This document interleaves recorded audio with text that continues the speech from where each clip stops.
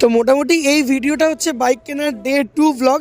But যেহেতু কিছুদিন ধরে বেশি শিডিউল ছিল তাই জন্য ব্লগটা আর দেওয়া হয়নি। তো ডে 2তে আমার বাইকের পুজো দেওয়া হচ্ছে, ঠাকুরমশাই এসছেন বাড়িতে বাইকের পুজো দিতে। আর ঠাকুরমশাই এখানে লাল সিঁদুরের টিকা পুরো বাইকে দিয়ে দিচ্ছিল। তারপর ঠাকুরমশাই বাইকে ধূপ দেখাচ্ছিল যাতে বাইকটা ভালোভাবে চালাতে পারি। আর তারপর আমিও একটু ঠাকুরমশাইয়ের মতো ধূপ টুপ দিয়ে দিচ্ছিলাম। আলটিমেটলি বাইকটা আমাকে ভালোবেসে ভালো করে চালাতে হবে। আর তারপর সবাইকে ফোনে এতদিনে যেটা দেখতাম ফাইনালি আমিও আজ সেটা করলাম। নারকেল ফাটিয়ে সেই নারকেলের জল বাইকের সামনে পিছনের দুদিকের টায়ারে দিলাম। আর এটা একটা আলাদাই ফিলিংস লাগছিল, এতদিন সবাইকে ফোনে দেখতাম।